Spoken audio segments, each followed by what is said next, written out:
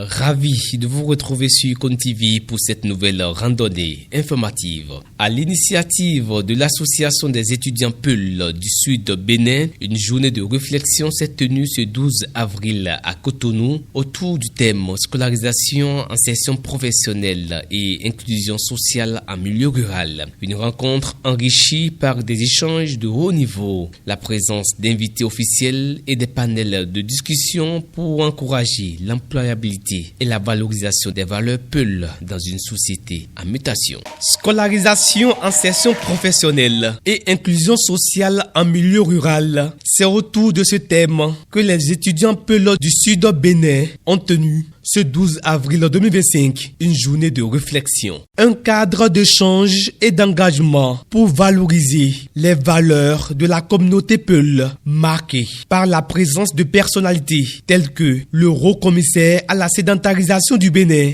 et la ministre conseillère aux affaires sociales et au travail. Dans notre communauté, la scolarisation reste un levier essentiel pour ouvrir les portes d'un avenir meilleur. Elle n'est pas seulement un droit fondamental, mais aussi un outil d'autonomisation. Cependant, nous savons que les défis demeurent nombreux, comme l'accès limité à des infrastructures éducatives de qualité dans certaines zones rurales, les contraintes socio-économiques qui freinent parfois les ambitions de nos jeunes. Il nous appartient de rappeler à chaque parent, à chaque décideur, que l'éducation est le socle sur lequel repose notre développement collectif. À nous, étudiants, de jouer notre rôle en devenant des modèles, des vecteurs d'espoir et des ambassadeurs de la connaissance. Parlant de l'insertion professionnelle, nous savons tous qu'aujourd'hui, le diplôme est une étape, mais il ne suffit pas à lui seul pour garantir une insertion professionnelle réussie. Aujourd'hui, le monde du travail évolue rapidement et il nous revient de nous adapter en acquérant des compétences techniques et numériques, en développant des aptitudes entrepreneuriales qui nous permettent de créer des opportunités là où elles n'existent pas encore et en effectuant des stages bien qu'elles soient bénévoles. Au-delà de l'aspect festif, cette journée représente un temps fort de réflexion pour les étudiants en fin de parcours. Face aux défis de l'employabilité, plusieurs initiatives ont été mises en œuvre ces dernières années par le président Patrice Talon. Des opportunités à saisir. Comme vous le savez, sous l'impulsion du président de la République, aujourd'hui le programme spécial d'insertion qui emploie chaque année 2000 Béninois au sein des entreprises privées et des entreprises étatiques. Donc il faudrait que les jeunes Peul s'intéressent et aillent à la recherche de l'information parce que il y a ça. Le fait de ne pas avoir l'information, ça pose un problème. Je les encourage à davantage aller à la recherche de l'information et à tout faire pour qu'ils évoluent avec le temps. Parce que le monde change, les choses évoluent. Il faut lever les stéréotypes qui bloquent l'épanouissement de la jeunesse Peul. Des panels thématiques ont enrichi les échanges permettant aux membres de l'association Peul du Sud de mieux cerner des notions clés de la vie en société. Vous savez, la question de la cohésion sociale aujourd'hui doit être pour nous, en tout cas pour le chef de l'État, c'est une des priorités.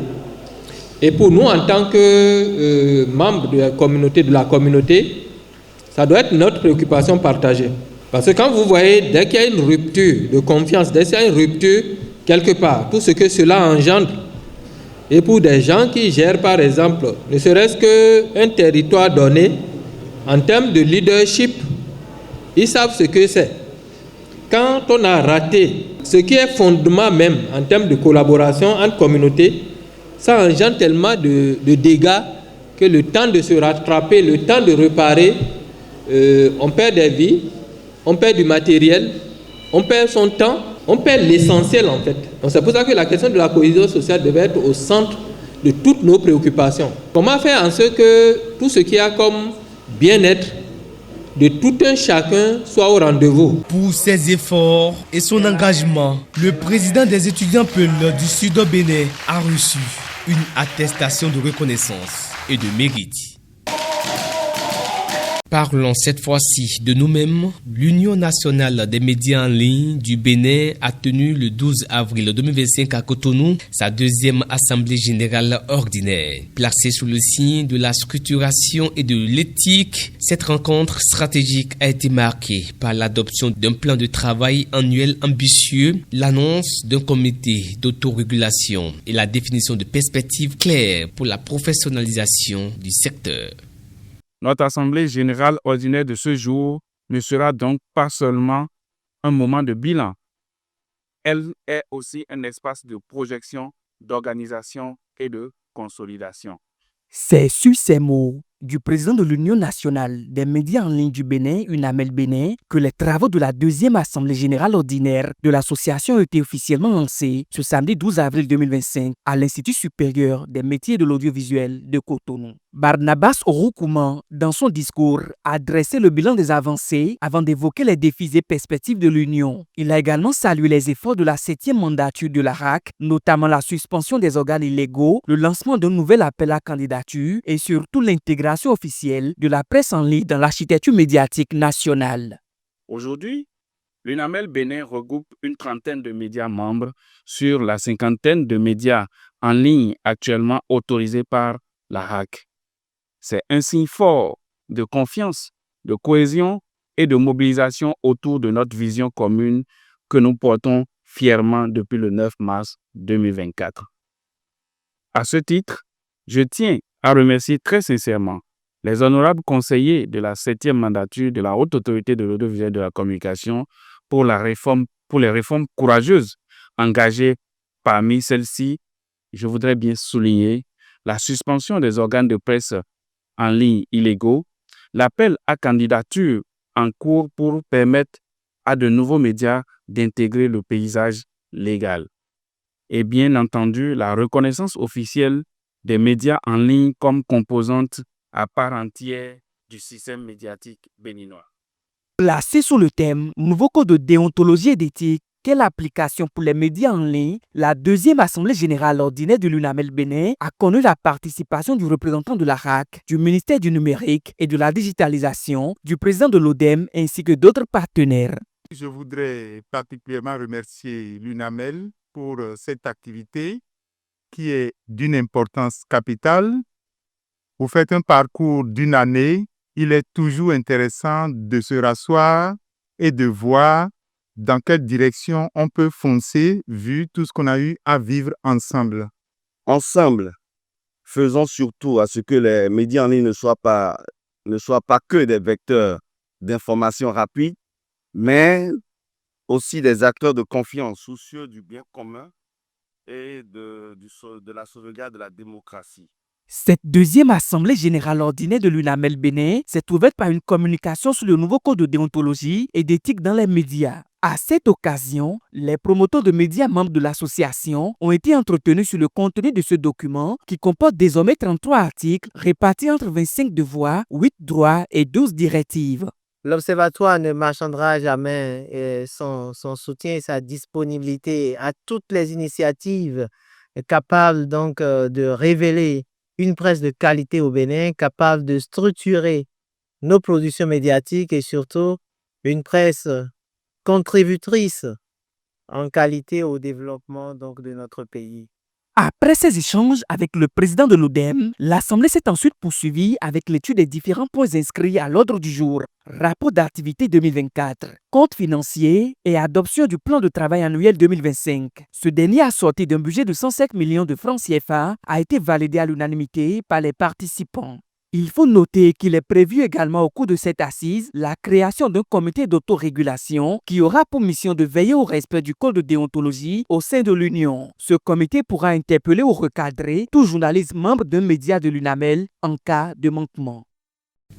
Les habitants de Khlakba, un village de l'arrondissement de Kodé dans la commune d'Adjoun, se sont réveillés dans la matinée de ce lundi 14 avril 2025 dans un grand émoi. Ils ont été accueillis par la nouvelle liée à la découverte du corps sans vie d'une femme, une septuagénaire, retrouvée dans un champ alors qu'elle était partie faire la récolte des régimes de palme la veille. Découverte macabre à Adjoron. Une vieille femme a été retrouvée ce lundi 14 avril 2025 à Rankpa dans l'arrondissement de Kodé. Il s'agira d'une septuagénaire violée et mutilée par ses agresseurs. La vieille femme, selon les informations, s'était rendue dimanche matin dans une palmeraie pour récolter des régimes de noix de palme. Mais depuis dimanche qu'elle est partie, elle n'a plus fait signe de vie. Inquiétée par cette absence inhabituelle, des membres de sa famille se sont mis à sa recherche. Les recherches effectuées pendant plusieurs heures sont restées infructueuses et c'est un chauffeur venu charger du bois dans la zone qui a découvert le corps inanimé de la victime dans une palmeraie. Les examens effectués sur le corps en présence de la police laissent croire que la défunte a été violée puis mutilée. Son appareil génital aurait été emporté par ses assassins. Une enquête a permis d'interpeller 2 suspects et les investigations se poursuivent. Les populations de la commune de Savé ont le sourire depuis le passage d'une délégation gouvernementale à Degué. Un vaste gisement de pierres précieuses et très convoité est découvert jusqu'à 20 mètres de profondeur. Le gisement de migmatite de Degué, situé dans l'arrondissement de Kaboua, commune de Savé, sera bientôt exploité. L'assurance a été donnée par une délégation gouvernementale en visitant sur le site, en présence du maire de Savé, Denis Obachabi.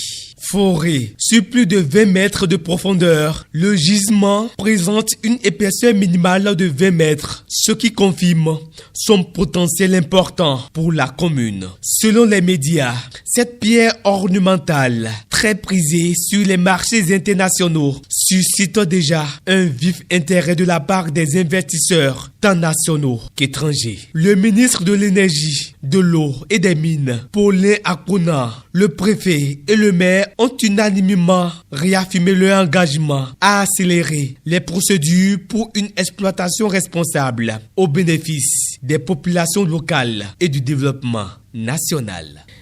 Et sans transition, le Nigeria, encore frappé par une attaque djihadiste ce lundi. Des habitants dans leur paisible nuit ont été cueillis à froid dans l'état de Plateau par des hommes armés. À Maïdougouri, au Nigeria, au moins 51 personnes ont été tuées par des hommes armés dans leur sommeil dans la nuit du lundi à ce mardi. L'information est rapportée par des habitants et l'Amnesty International. La semaine dernière, l'Agence nationale de gestion des urgences a déclaré que des hommes armés avaient tué au moins 52 personnes et provoqué le déplacement de près de 2000 autres personnes, bilan de plusieurs jours d'attaque dans le plateau. Cette région est réputée pour des violences entre agriculteurs et éleveurs de bétail. Les autorités du pays n'ont pas encore donné d'informations sur cette attaque et n'a toujours pas été revendiquée.